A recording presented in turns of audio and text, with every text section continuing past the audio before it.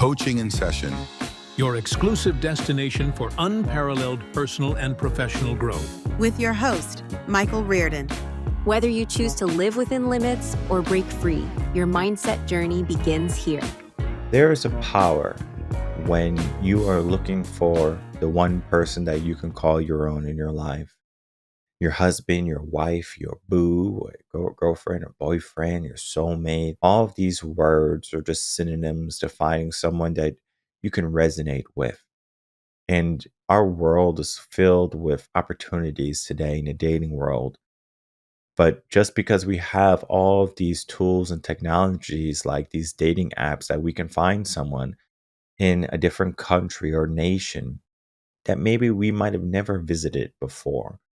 And we can find someone who is inclined with being with us, and not just being with us because they want a change of life or change of pace, but because they truly want to create what we would like to create. And maybe that is family. Maybe that is creating a bond that is going to stand the test of time. I understand that we can find someone that we get butterflies with and that we like and that maybe we can even tolerate for a period of time. But that is not what finding the one is. Finding the one is accumulation of many different facets of mindset and what you need to do and understand. The first thing is, we talked about this quite a bit, is you need to understand who you are as a person. Because if you don't understand who you are, how can you open up to someone when they're trying to figure out who you are to figure out if it's a good match? I'm not saying that you need to figure out everything about yourself, because as time progresses and as you age, you're going to go through different developmental processes and different life journeys that might influence you to think or act in a certain way. This is not to say, hey, you know, you're not the person that someone marries if you go down a personal development journey and all of a sudden you're a different person, right? Most people, they remain the same. But then some people, they just kind of are the shell of what they formerly were. This happens typically in a deep depression or a bit of not taking action. So someone just kind of stays where they are. And in a relationship, you don't want to stay where you are. You want to grow. You want to keep on progressing. You want to keep things new. Maybe you go to new restaurants, you keep things alive, you communicate. Maybe you have kids and you do things with the kids. This is to say that most people, they just think a relationship is, hey, I like you, you like me, let's make some babies and be happy together. I wish that was as simple as, one, two, three. But the reality is, most people that are looking for the one or looking for a relationship, it's going to take some time, and it's not going to be typically the first person that you find. Now, of course, you can get lucky, like a high school sweetheart that you are so madly in love with. And typically, why that happens is because the love is so new, and the love is refreshing, because maybe it's something that you crave. For anyone who's young, 15, 16, 17, 18, this love might feel perfect, but it could be imperfect. It could be toxic. It could be dangerous, right? Dangerously in love. This is not to say that, you shouldn't marry your high school sweetheart, or you should date in high school. All of these things are, or, these situations are stepping stones or foundation blocks for you to understand what you want and what you don't want. As I said, you have to figure out what you want in yourself. Typically, this is going to be stemming from your values, your systems, what you would like to accomplish in your life goals. And then you kind of find someone who either A, is going to support those ideals, or maybe have similar ideals in their own right. Maybe someone doesn't want to have kids, but you do. That could be a deal breaker, right? You're not going to just say, okay, I guess I'm not going to have kids now because my soulmate doesn't want to have kids. Well, maybe they weren't meant for you. So you have to find a person that it just feels right. It just feels like this has always been. It's very similar to this idea of when you meet someone, it's just like, they're the person for you. Of course, you have to kind of get away all of the butterflies and all of the physical attraction, because you might like how someone looks, like, oh, I really like how this person looks. I like how they speak. I like their money or their demeanor, whatever it is that you are naturally attracted to. It doesn't necessarily mean that that natural attraction is going to be to key to longevity. The key to longevity is looking at the values, is looking at the systems, communication, right? Just being there and building that, right? The journey of the relationship is not just so much of, all right, we went on a honeymoon, we're going to live happily ever after. I know in movies, that's what you see, but you don't see the hard parts. And sometimes there's a comedy movie or something where the wife and the husband are arguing and their kids are doing all the wrong things and something like that. And you might say, oh, that's so realistic. But then maybe somewhere at the end of the movie, the love is rekindled. And that could be what your relationship is like right now. It could be very chaotic, it can be insecure. But this is all to say that you don't have to settle for something like that. You should be comfortable in your relationship, but not comfortable in your relationship where you're not demanding growth from the other person.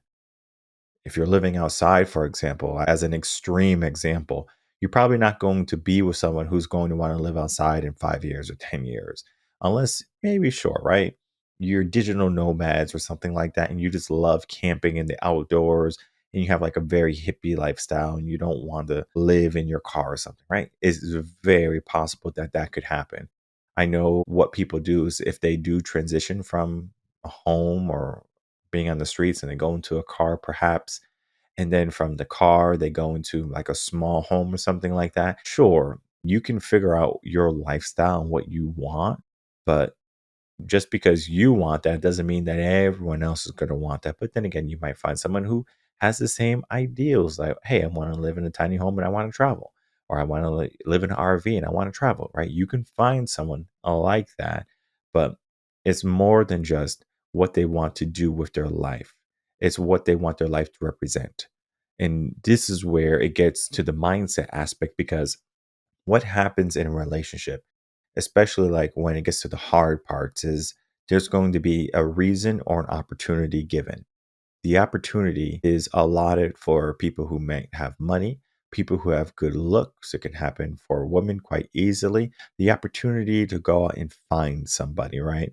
For men, it's a lonely journey sometimes when they're trying to figure out, well, who is going to be with me, especially if I feel like I'm nothing. Confidence could be key there, but then you also have to have a vision and you also have to have a plan. And that plan has to be taking action to some degree. Maybe you just have business cards and the business is nothing right now, but it could be everything in the future, especially if you have to drive for it. I think of people like, I forget the guy's name. He owns some gyms. He's a big speaker now. He did a bunch of clips on YouTube, but basically, in the start of his relationship, it was rocky. They didn't know where money was coming from. There was a lot of failures, but yet that woman stayed with him. And sure, she had the opportunity, I'm sure, to go out. She probably had the reason to leave him, but she didn't, right? Why didn't she? Maybe she was a person who just didn't know how to differentiate between the love from someone good and proper to someone not proper, right? So it could have been one of her first loves. But then that's just to say, like, is that an excuse for someone not to take action or an excuse for someone to run away when things go bad?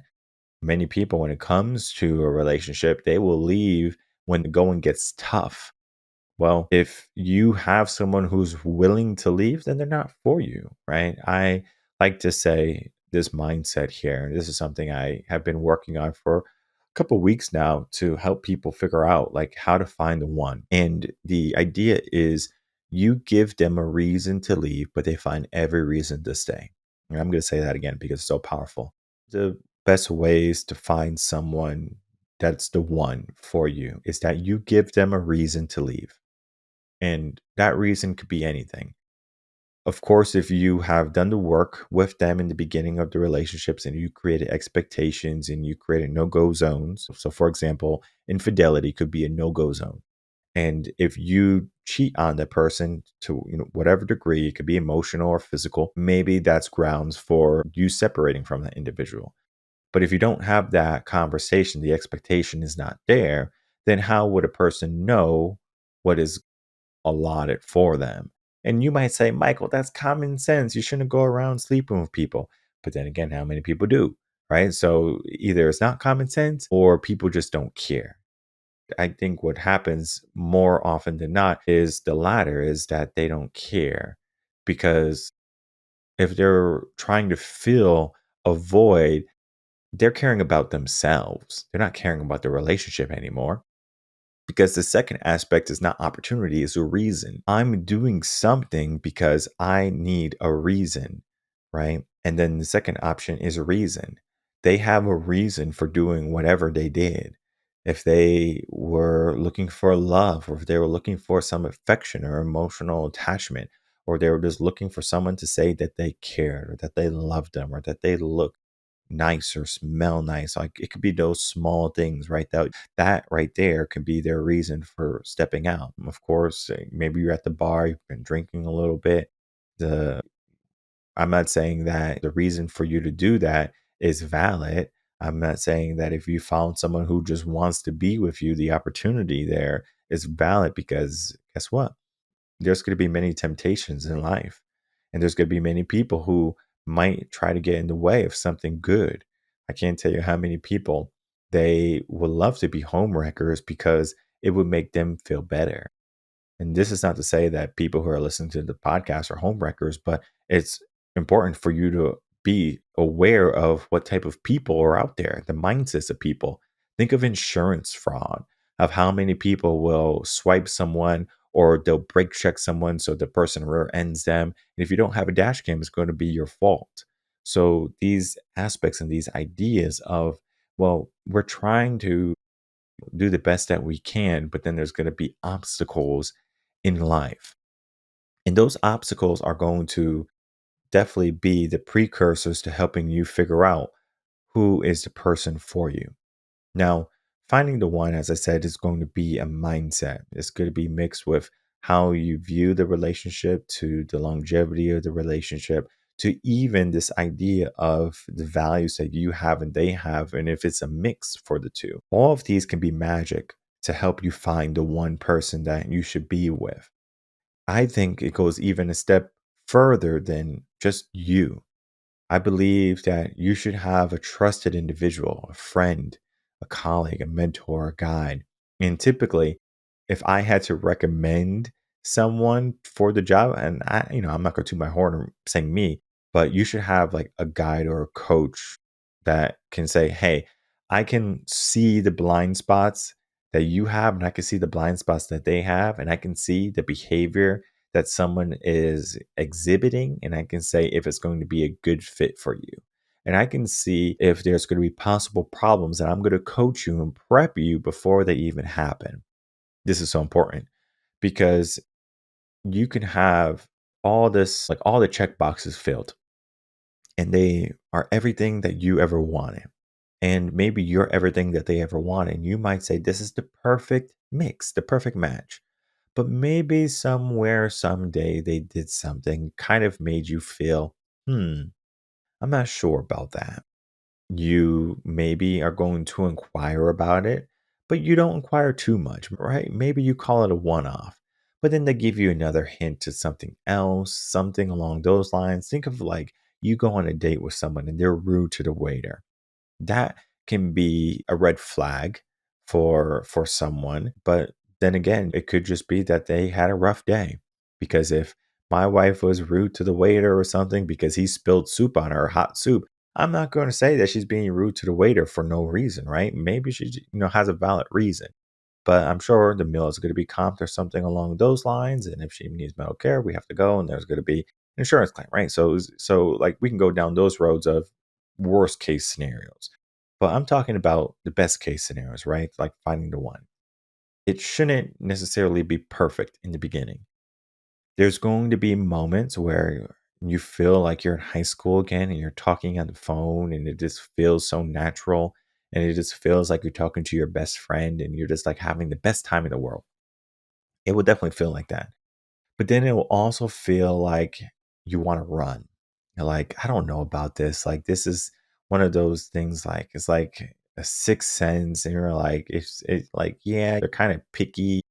yeah, they are not doing what they need to do or whatever. Sometimes they're a slob, they don't smell nice or something like that. All of these things are superficial. So when you're looking for the one, I want you to separate the things that are superficial and the things that would change versus the things that are harder to change. An individual as like a personal development standpoint is difficult to change. A person will not change for the wrong person, right? They will change for the right person. They could change for themselves, but they won't change unless there's going to be some type of inhibitor for that change to happen, right? So they have to have something that is going to encourage that change. If everything is going good in their life and they don't have to change, they won't. I remember when I was dating and I was working odd jobs and things like that. And this is like 2017. And I was going out with some nice girls, like good family girls that I'm sure would have been great assets, like good wives, good girlfriends. But then I don't even blame them because I was still going through my figuring out what I wanted to do stage after I was done with teaching. They can see that, hey, this person, as nice as they are and as, well mannered as they are, their ambition, even though it's there, it's still flustered, right? It's not focused yet. This was going back to now the mindset of you don't want to be with a person that you can give any reason for them to leave and they leave, right? It's like, oh, the reason why is because you're not focused enough on your career or you're not focused on the idea of long term, right? Starting a family, things like that. At the time, I wasn't, right? But today, I'm sure if maybe I started with one of those relationships again, it would probably lead to something longer. But then again, I know what I want quite well. So they would have to check those boxes too. So it's not so much about me fulfilling what they want and then all of a sudden everything happens. It's that I have some boxes, you have some boxes, and we need to get 7 out of 10 minimum. And if we don't get that, then it's not going to work. Because what's going to happen if you have 6 out of 10, you're going to supplement those other four pieces that are missing. And this is where a lot of infidelity happens because they're looking or are finding a reason for, hey, this person is missing some qualities that I will like. And the qualities don't have to be about, oh, they're 5 feet five and they're or 6 feet tall and they have six pack abs and they're super in shape and have a lot of money and they smell nice and they don't put too much makeup on. I mean, we can go down the list of different traits that a person can have or things that we might look at as a parents and say we are favored to this. This is to say that the superficial things are come and go. Those things can change.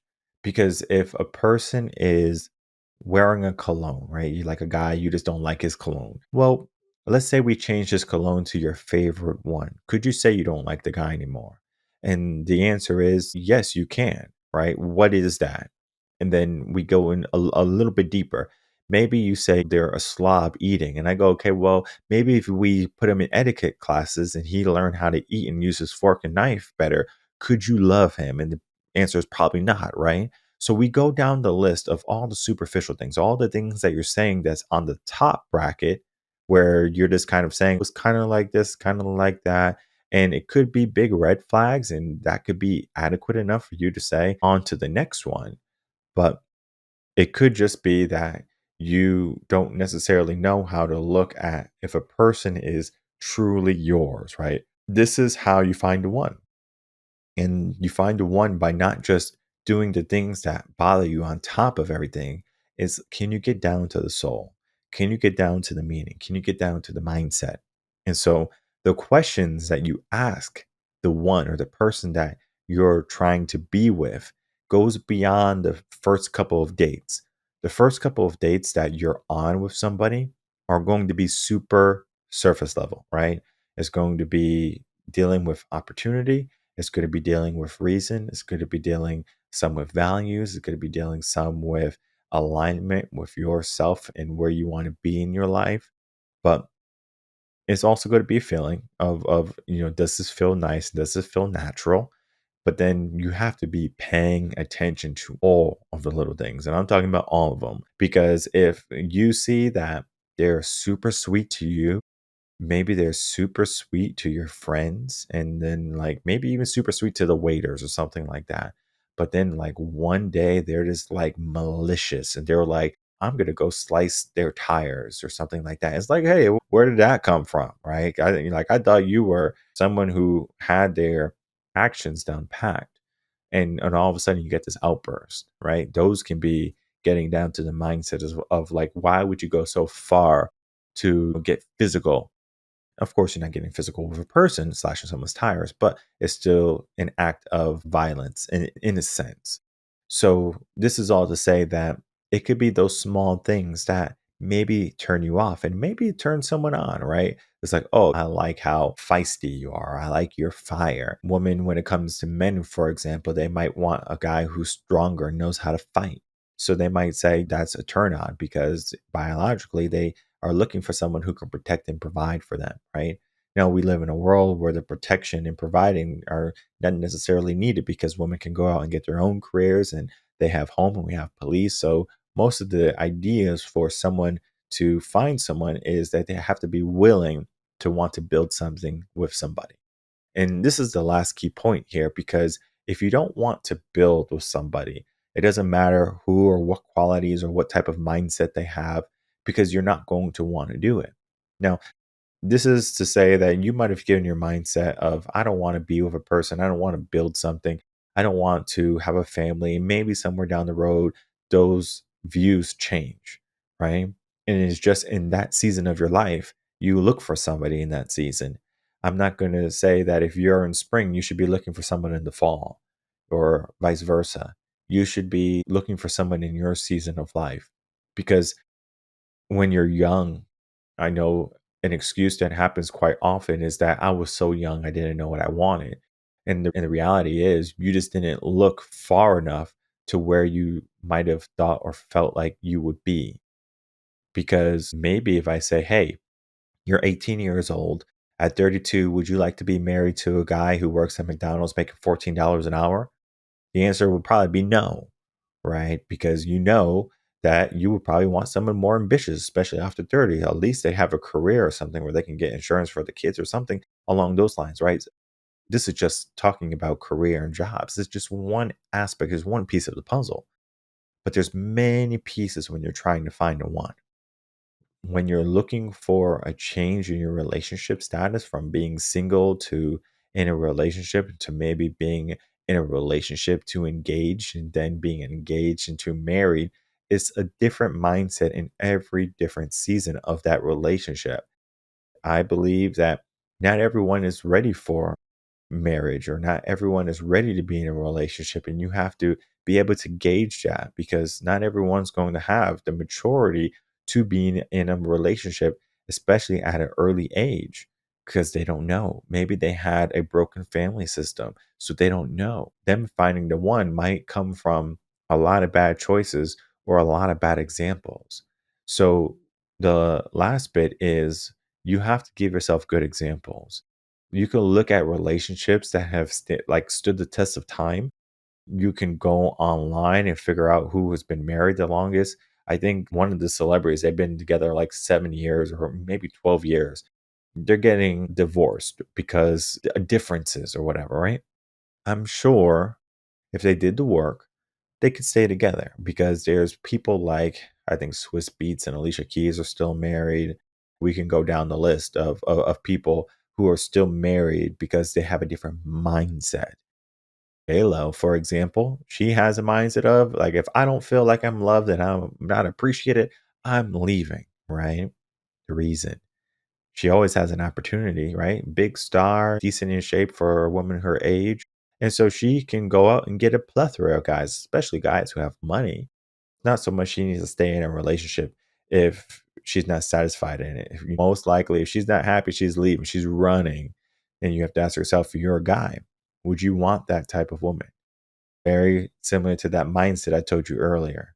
You give them any reason to leave, but they find every reason to stay. When you commit yourself to something more than just boyfriend and girlfriend or a fling, you're looking for the one, right? Someone who's going to be ride or die till death do you part, right? The end. That right there requires that type of mindset where it doesn't matter what they do, it doesn't matter how things are going right now, we'll figure this out. And so, if you can find someone who has that mindset of we can figure this out, if you can find someone with this mindset of we'll get through this together, no matter how dark or no matter how hard, then that's going to be someone that you can say is the one. It might not be easy to find that individual because we live in a world where if things are broken, we can just replace them so easily, where we want instant gratification at every single turn, where we think that someone else should be making us happy because we are the prize or we are this entitled person. There's many mindsets that have happened throughout the years, and the mindsets that we're living with today are extremely toxic for a relationship. So you have to do the work to get rid of those toxins or to get rid of this idea of what a relationship is and what a relationship should do. Because finding the one is not as easy as going on a dating site or two and then hoping the right person sends you a message. There's a lot more pieces to the puzzle that come after that. So if you're willing to do the work to find the one, look in the mirror first to figure out who you are, where you're going, and what you want. And then from there, you can look at another person for who they are, for their baggage and their mirror. It's not to compare, but to understand. And if you can understand a person, no matter who they are, where they're going, or what they have done, and you feel like this is right, then maybe we can call them the one. But it takes time, it takes focus, it takes a mindset that no matter what reason I give them or what reason they give me, this is going to last forever. And that could be the mindset to finding the one.